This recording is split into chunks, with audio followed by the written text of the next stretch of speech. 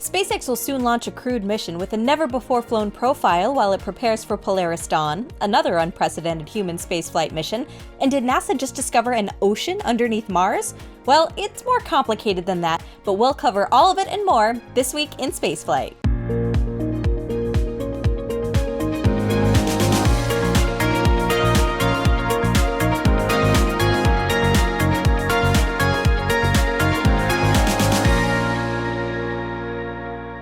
In planetary science, there's always the joke that every few months some article pops up about water on Mars, and the mainstream media takes it and makes tons of headlines about it.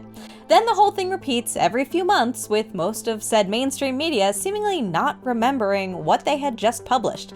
Well, this week we had a similar thing, but this time it was different. You've probably read it somewhere already. NASA has discovered giant oceans under the surface of Mars, or something similar. Well, this is all because of a publication released this week led by geophysicist Vashon Wright, looking at the possibility of water trapped deep in the Martian crust.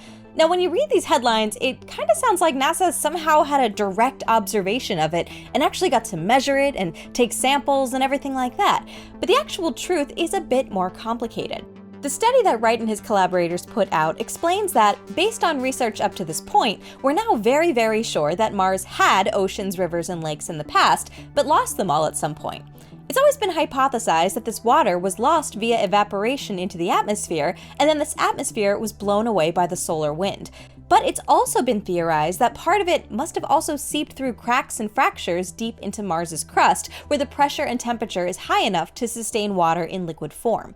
Well, obviously, right now it's impossible to drill deep enough to know this, so the only way to see whether there's water or not is to take seismic data from NASA's InSight lander. This data shows that at least the upper 300 meters of Mars's crust is dry, but for depths up to 8 kilometers, the data is not consistent with either a dry crust or an ice-filled crust. In order for the water to have a way to remain deep in the Martian crust, the rocks there have to be of a certain composition and have some sort of porosity so the water can remain stored within them. So, what Wright and collaborators did was create an algorithm that would try to analyze what the seismic data from InSight might look like if the rocks at that depth were of different properties like density, porosity, and things like that. What they found is that the properties where the correlation to the InSight data is the highest correspond to minerals and rocks that are somewhat porous and are completely saturated with water. When putting all of that information together, they realized that this could imply the potential of a huge amount of water stored within Mars's crust, enough even to fill the entire planet with oceans 1 or 2 kilometers deep. So is this direct confirmation? Well, the answer, of course, is no, because this is, after all, just a model inferring the properties of the crust at high depths. The model could be wrong, there could also be bias in the inputs, and a long list of other cautionary notes, of course. But that said, the results are fascinating and really, really promising, so it just goes to show that we need to do a lot more science on Mars. This week, SpaceX announced a new human spaceflight mission with its Crew Dragon spacecraft. The mission, called From-2, will be launched into a never-before-flown profile in human spaceflight, carrying Crew Dragon and its 4 passengers into a polar orbit around the Earth. The mission takes its name from Fram, the Norwegian ship that helped explorers first reach the Arctic and Antarctic regions of the globe in the early 20th century, something very apt for a mission that's set to fly over the poles. To date, the highest orbital inclination ever achieved by any crewed mission was around 65 degrees during the Vostok and Voskhod programs back in the 1960s. There was also a Soyuz mission, Soyuz 22, which also launched into a roughly 65-degree orbital inclination. From the US, the record goes to Space Shuttle Atlantis during the STS-36 mission, which flew a classified payload for the Department of Defense into a 62-degree orbital inclination. Now, this is not the first time that something like this has been proposed, though. The Soviets, and more recently the Russians, have proposed to launch space stations into sun-synchronous orbit, a type of polar orbit, but it was never realized. The US Air Force in the 1960s also had plans to launch military stations into sun-synchronous orbit using Titan and Gemini as part of the Manned Orbiting Laboratory program. A couple of decades later, the US Air Force also had plans to launch the space shuttle from Vandenberg into polar orbit to launch and/or retrieve giant spy satellites. But unfortunately, the Challenger disaster put a hold on multiple space shuttle program applications, including the cancellation of launches into polar orbit. This time, there are higher hopes for this to actually go through, with billionaire Chun Wang putting forth his own money to pay for the complete mission. He'll be the mission commander, flying on board Crew Dragon alongside Vehicle Commander Jannica Mikkelsen, Vehicle Pilot Eric Phillips, and Mission Specialist Rabia Raga. All four of them have a passion for travel and have all visited both Arctic and Antarctic regions, so now they'll be able to do so again, but from space. The four of them will be flying on Crew Dragon Endurance, another fitting name since it was named by the crew of NASA's Crew 3 mission for the ship Endurance, the ship that was used by Ernest Shackleton on his Imperial Trans-Antarctic expedition. For this mission, Endurance will be outfitted with SpaceX's viewing cupola that will allow the crew to observe the polar regions in better detail as they fly above them. But if you think about it, SpaceX does not have a crew-capable launch pad on the US West Coast. All of those are on the east coast of Florida. So that means, in order to launch this mission, Falcon 9 will have to make use of the southern polar corridor to insert Crew Dragon into the 90-degree orbital inclination. Now this is the maneuver in which Falcon 9 lifts off, heads roughly southeast, and then after stage separation, the second stage curves southwest around Florida's east coast to reach a polar orbit. This maneuver has been used before by Falcon 9 to launch payloads into different kinds of polar orbits, but this will be the first time it does so with a Crew Dragon on board. This introduces all kinds of operational changes because things like downrange abort sights for Crew Dragon will change, and Falcon 9 performance is also affected because it has to do the dogleg, so we'll likely see a drone ship landing for the booster rather than a return to launch site landing. This will definitely be an interesting first for both Falcon 9 and Crew Dragon. It's been another week, which means we gotta talk about Starliner. This week, NASA senior officials held a press conference to talk about Starliner's crew flight test. But just like for the last 2 months, no updates on when Butch and Sunny will return home. The media briefing primarily served to report on the status of decision-making and to answer questions from the media. While no major updates came out of it, we at least have an idea now of when the decision has to be made. The officials explained that based on the work that'd have to be done to return Butch and Sunny back on either Starliner or on Crew Dragon, the decision needs to be made before the end of the month. NASA plans to hold a program review board at the end of next week, which will set things up for a mission readiness review a few days later, where that final decision will be made. So for the moment, it seems like we'll have to wait at least a week and a half until we get that decision. That also means that right now, NASA has still not decided whether Sunny and Butch will return on Starliner or on Crew Dragon. If you remember from last week, we had news from NASA that they were considering Crew Dragon as a potential alternative to return Sunny and Butch. This will be something to be decided once the readiness review is complete. But this is something that also carries some risk. For example, before Crew 9 launches, which is the mission that would eventually bring them home in February, Starliner would have to undock from the station to leave room for that Crew Dragon. And in the time between Starliner's undocking and Crew Dragon's docking, the only contingency vehicle for Sunny and Butch would be the Crew 8 Crew Dragon, which is already full. So this would mean that if an emergency were to occur on the station, they'd have to leave without compatible spacesuits and without seats, just leaning back under the 4 main seats. Now, while this could work under certain circumstances, there are other contingencies that would be just too risky for Sunny and Butch to come home in that manner.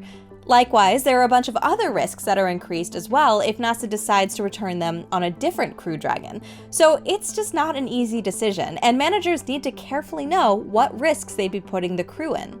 This is also the case for returning them on Starliner as well. During the media briefing, the officials mentioned that during the ongoing investigations, the dissenting opinions within NASA were all more about trying to look further into the data, to gather more expertise with more experienced eyes to give more input and advice as to what is the best approach. Ken Bowersox, the Associate Administrator for NASA's Space Operations Mission Directorate, mentioned how after openly talking about these thruster issues, other teams came in and tried to help in the investigation. The main thing we're looking at is the propulsion system, and the kind of information we're getting is there's a lot of folks out there that have worked with similar thrusters and have seen similar issues, and so we've gotten feedback on what we're seeing, and a lot of it is confirming what we thought was causing the signatures that we were observing on orbit. You know, it's really tough when you don't have the actual hardware to look at, right? When it's up in space, So we brought in folks from our robotic spaceflight community at Glenn and at the Goddard Space Flight Center at JPL. They're used to analyzing propulsion systems when spacecraft are millions of miles away, and they provided some useful input to us. He gave an example of robotic teams that work with spacecraft that are thousands or even millions of kilometers away. These have to remotely troubleshoot their propulsion systems whenever something goes wrong, with no way of directly accessing them in person, similar to how Starliner's propulsion system has to be studied and understood remotely, with no option to bring it in to inspect it. So the folks at NASA are definitely not sitting around and twiddling their thumbs hoping something comes up, but of course a decision does need to be made, and it needs to happen before the end of the month. So with that being said, what do you think will happen? Will Butch and Seti return home on Starliner or on Crew Dragon? And now let's take a quick glimpse at some other stories across space. This week, NASA released a request for information for companies or institutions that want to conduct a mission using the agency's Viper rover.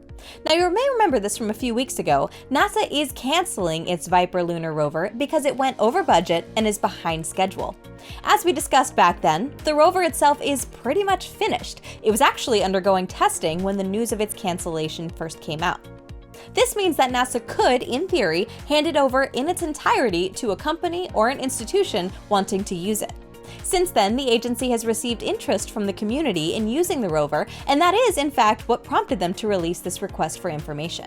For now, there's not a lot known about who may want to use this rover, although some companies, like Intuitive Machines, have publicly expressed their interest.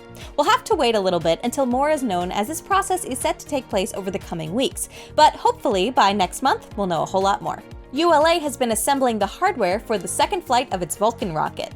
The company started this process last weekend with the lift and installation of the Vulcan booster onto its mobile launcher inside the vertical integration facility right outside of Space Launch Complex 41. This was followed just a few days ago by the installation of the two GEM 63XL solid rocket motors onto the booster that will fly on this mission. This will not only be the rocket's second flight, but will also serve as the second and final certification mission for Vulcan to be able to fly national security payloads. Liftoff is currently set to take place in mid-September, and if all goes well, that first national security mission with Vulcan could take place in late October. From one rocket preparing for its second flight to another one preparing for its debut, we go to China, where the first Changzheng 12 rocket has been rolled out to its launch pad. This rocket, roughly similar in size and specs to the original Falcon 9 rocket, is the latest introduction to the Changzheng family of rockets. It sports 4 YF-100K Kerolox engines on the first stage and 2 YF-115 Kerolox engines on the second stage. We actually saw a firing of the 4 first-stage engines just a few months ago, which cleared the rocket for final integration and launch. This rollout took place as part of the final testing and preparations ahead of this debut flight. This will also be the first launch from the second launch complex within the Wenchang commercial space launch site, so there's a lot of hardware that needs to be tested and rehearsed ahead of flight. With this rocket, it's hoped that China will eventually phase out its other launchers in this same payload range that use toxic hypergolic propellants, but that is still yet to be seen. Since this is at least, though, launching from a coastal launch site, no boosters will be raining back down on people. SpaceX is gearing up for the upcoming Polaris Dawn mission, which is coming up in just 10 days from now. This week, the company rolled the booster for this mission, B-1083, out to the launch site to integrate it with its second stage and with Crew Dragon resilience. In order to do all of that, though, the Falcon 9 transporter erector at Launch Complex 39A needs to roll back inside of the hangar, and even before that, it needs to be set up for a Dragon launch. We saw all of that work taking place this week when teams removed the top portion of the strongback that's used for fairing launches and replaced it with the part used for Dragon missions. Once the rocket hardware and launch pad are ready, the transporter will roll back and rocket integration can begin. In the meantime, we expect the crew to arrive at the Space Coast sometime in the next week in order to prepare for the mission, which will likely include a dry dress rehearsal in the lead up to launch. You can, of course, keep an eye on a lot of this action thanks to our 24/7 Space Coast live stream on our channel. And don't forget to come back to next week's episode for more updates. Now let's take a look at the space traffic this week and see what's coming up next week in spaceflight. Starting off the week, we had the launch of a SpaceX Falcon 9 rocket on August 10th at 12:50 UTC from Space Launch Complex 40 in Florida. The mission was carrying 21 Starlink satellites, 13 of which were direct-to-cell and 8 of which were V2 mini satellites. The first stage for this mission was a veteran one, B-1067, flying for a 21st time on this mission and becoming just the third booster to do so. It successfully returned to Earth, landing on the deck of SpaceX's drone ship Just Read the Instructions. Going all the way to the other side of the globe, we had an Electron from Rocket Lab lifting off on August 11th at 13:18 UTC from the company's private spaceport in New Zealand. The rocket was carrying the Acadia 3 satellite for Capella Space into low Earth orbit. Acadia 3 is the latest satellite of Capella Space's constellation of Acadia Earth observation satellites. These observe the Earth using synthetic aperture radar imaging, also known as SAR, which is why Rocket Lab called this mission a sky full of SARs. This is the 5th Electron launch for Capella, with more to come in the near future. With this launch, Rocket Lab has now launched 10 times this year, matching the company's record for most launches in a given year, which was set in 2023. After Electron, we had 2 back-to-back Falcon 9 launches. Liftoff of the first took place on August 12th at 2:02 UTC from Space Launch Complex 4 East in California. The mission was carrying 2 broadband communication satellites into a Molniya transfer orbit. The satellites are part of the Space Norway Arctic Satellite Broadband constellation, meant to bring broadband connectivity to the Arctic regions of the Earth. In order to do this, the satellites can't be orbiting in a geostationary orbit because that would impede them from seeing the Arctic regions of the globe. Instead, they'll be orbiting Earth in a Molniya orbit, a highly elliptical, highly inclined orbit around the Earth that brings the satellites to a high altitude above the Arctic. In this type of orbit, the satellites spend most of their time near that highest point of their orbit and very little time near their closest point to Earth on their orbit. This means that while they will not always see the Arctic, they will do it for a prolonged period of time. By having 2 of these satellites phased such that one is high above when the other is down below, it allows for constant coverage all day long. Now, this type of orbit and coverage is, of course, of interest, not just for simple broadband connectivity, but also for the Norwegian military. While the 2 satellites are owned by Space Norway, a government-owned civil space company, the satellites were manufactured by Northrop Grumman and host payloads for the Norwegian Ministry of Defense. The U.S. Space Force also has payloads on board these satellites as a partnership between the military agencies of both countries. On top of that, they also have a communications payload from Viasat and a radiation monitor for the European Commission. The booster for this mission was another veteran, B-1061, which was flying for a 22nd time, therefore matching the current record for most flights achieved by a Falcon booster. B-1061 successfully returned to Earth, landing on SpaceX's drone ship Of Course I Still Love You.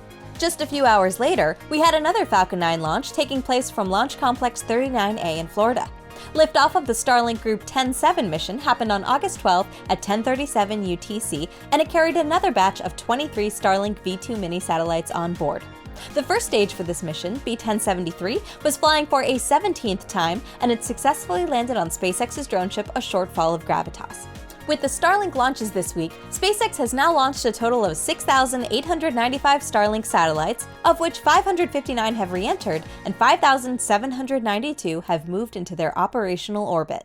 And just yesterday morning, we had another 2 launches back-to-back, but from different rockets from different parts of the world.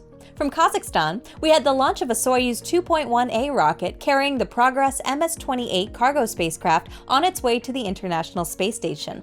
Liftoff took place on August 15th at 3:20 UTC from Site 31-6 at the Baikonur Cosmodrome. On board the spacecraft are 2,621 kilograms of cargo, of which 1,420 kilograms consist of propellant for the station's propulsion system, drinking water for the crew, and nitrogen for atmosphere replenishment. Prior to this launch, the Progress MS-26 spacecraft undocked from the aft port of the station's Zvezda module on August 13th at about 2 o'clock UTC, leaving the docking port free for Progress MS-28 to dock to it this weekend. That docking is currently scheduled to take place on August 17th at 5:56 UTC. The spacecraft will then remain attached to the station for approximately 6 months before the end of its mission. The other launch featured another Falcon 9, the 4th this week, launching from Florida.